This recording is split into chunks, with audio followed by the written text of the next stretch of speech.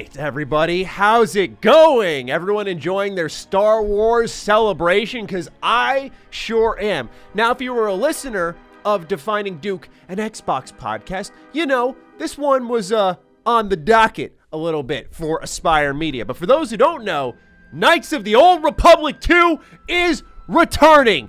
And I am so excited. Ladies and gentlemen, if you want to experience peak fiction, right? Some of the best video game storytelling that is out there, you will play this video game. And it's going to be ported to the Nintendo Switch on June 8th. Still no word on what's going on with PlayStation, right? Because PlayStation's doing the KOTOR remake, right? But they're not doing the OG KOTOR port. That's still exclusive to Switch. They did a limited run for that. Of course, I bought the Master Edition, like $300. I don't care. I'm going to do the same thing for KOTOR 2 when they inevitably do that. But yeah, KOTOR 2 also exclusive to the Nintendo Switch. But the most exciting part of it all is at the end of the trailer, I'm watching it, I'm like, yeah, this is what they told me, right? I had reported that they were going to bring this game to Switch sometime soon. I didn't realize it would be this soon, like 1 week from now type soon. But it was coming. And then they sting right at the end there that the restored content DLC is en route. Oh my gosh. We got a lot to talk about today. I know a lot of people haven't had the chance to experience this brand new content. I'm going to explain what it is and walk you through everything you need to know about Knights of the Old Republic 2 on Nintendo Switch.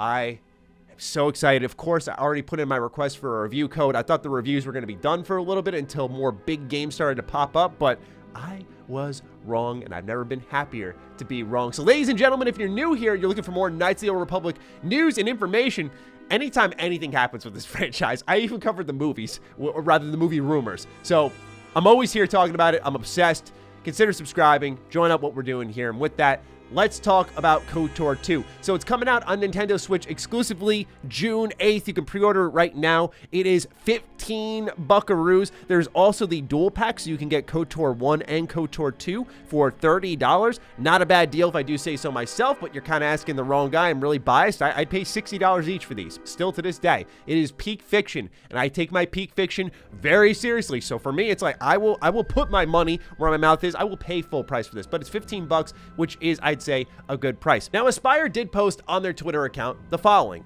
Don't be afraid, Exile. That is not all. The unreleased restored content DLC will live on in the future as a free post-launch content. What is the restored content mod? Should you be excited for this? There's a small divide in the fan base. Some don't think it's a big deal. I don't know what planet they're living on, because to me, these small changes are very significant, but it requires a little bit of history on what happened with Knights of the Old Republic 2 to really understand what happened here with this game. Now, Knights of the Old Republic 2 is, to me, one of the most legendary RPGs ever made. And if you were to play the vanilla version, you'd still be having a great time. But there's a lot of content that is missing from the base game that had to be cut.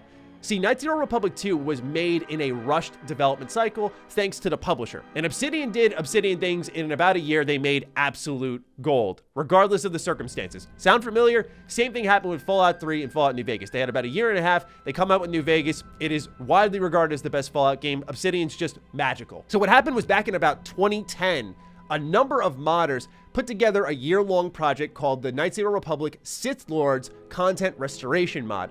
And the idea here was to dig through all the files and recover a ton of conversations that had been recorded. All the files were there, a lot of cutscenes that were never making it into the full game, and a lot of just overall character building moments, as well as fully augmenting how the ending will roll out.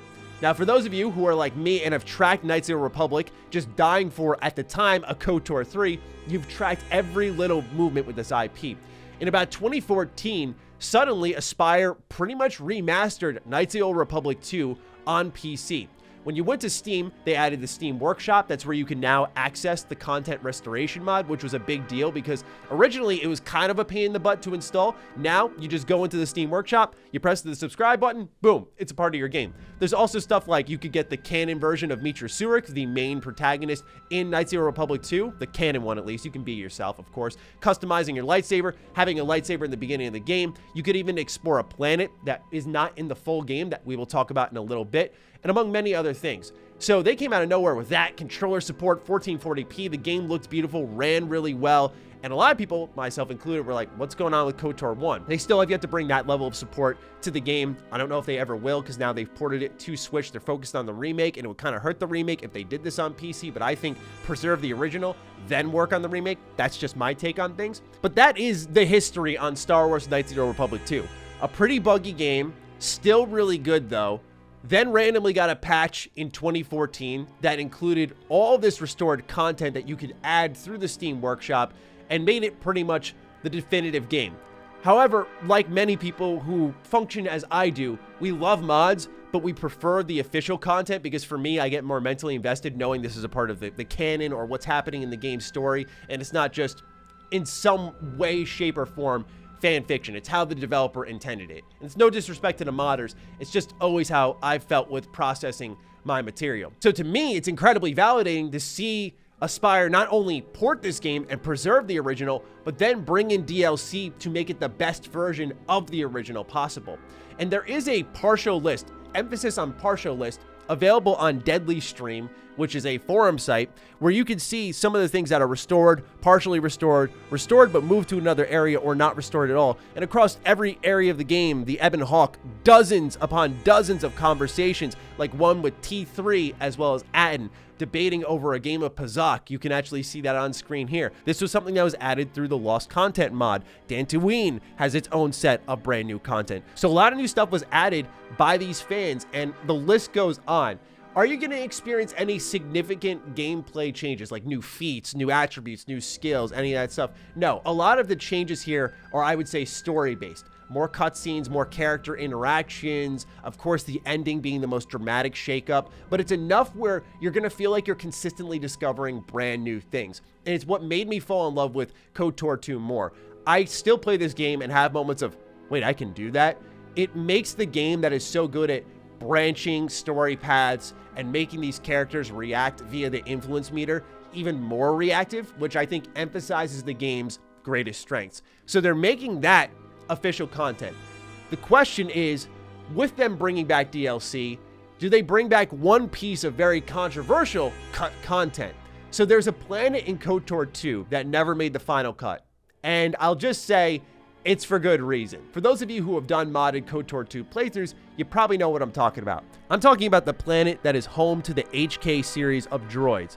This is one of the sequences in the game that a lot of people find dreadful. It is the M478 planet. Now, I remember when they added this brand new patch to Steam, I went and I played this planet all excited, thinking like, whoa, new content. They had a Jedi there and everything. Like, the whole story is there. This is one of the rare moments where you look at the cut content and go, thank goodness. Thank goodness they did that. My expectation here is that they're just going to do the restored content mod, which is what I talked about, the bug fixes, a lot of the cutscenes and character interactions, and that really is it. I don't think they're going to add M478. At least I pray they don't. I'm not trying to over-exaggerate here, but it is not great at all. It's actually the worst part of the game. It's boring. It's kind of dreadful. It's one of those things I do recommend to diehard KOTOR fans. You experience at least once, you know, get it out of your system, but you're probably never going to want to play it again. It's funny because I think one of the biggest detractors from it is that I think KOTOR 2 does such an amazing job of feeding off the original game, and a big part of that is atmosphere. The music is really harrowing. You go to a place like Korriban, which was teeming with life in the first game, and now the pillars are destroyed, the academy's empty, you're being ambushed by Sith assassins. It just hits different. With M478, it's just one of those moments you go, why is this here? You waste a couple of hours. It disrupts the pacing completely. It just becomes kind of a frustrating experience in my eyes. The story objectives are tedious. There's just a lot of back and forth. It's not great. I don't expect that to be here. And to me, I think it's just awesome that Aspyr is going to this length. I really do think myself and many others out there would be A-okay with just buying the base game as is and playing it, and that's it for 15 bucks. I love that they're going to the effort of restoring the original content, because we got to think very far ahead here. They're doing the KOTOR 1 remake. I could see a future where this game pops off and they do a KOTOR 2 remake. If they were to do a KOTOR 2 remake and that sucked, now we have the product in its most original, purest form preserved. That is important. That's what game preservation's about. It's one of the reasons I'm a big fan of Aspyr.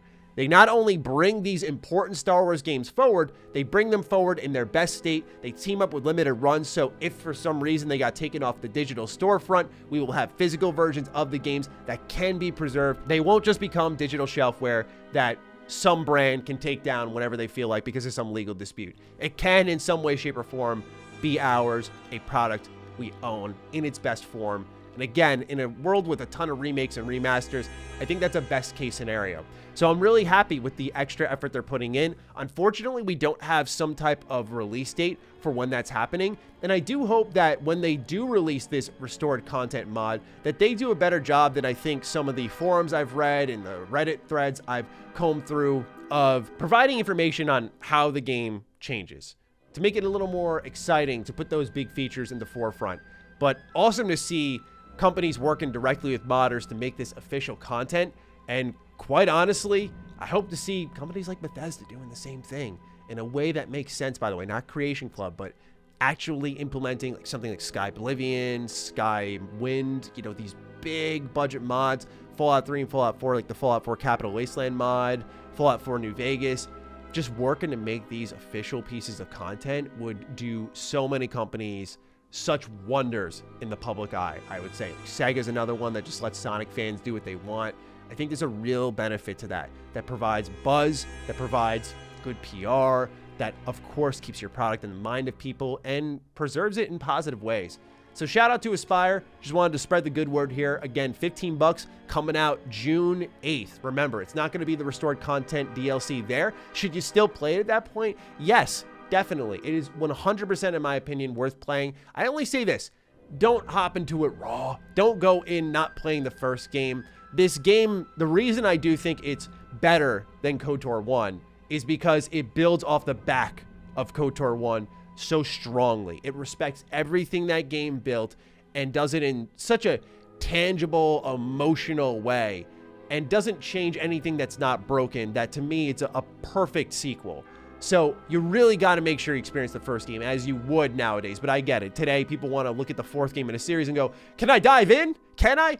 No, you can't. Go play the first one. It's like 20 hours, not that long. Chip through it a couple hours a night. You'll be done in a week. You'll thank me later. Then hop into KOTOR 2.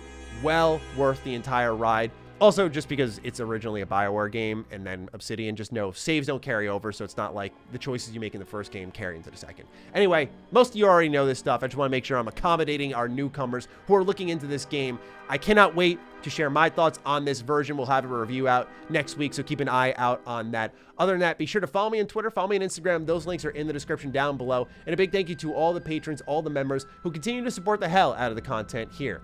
Stay sexy, stay active. I love you all. Peace.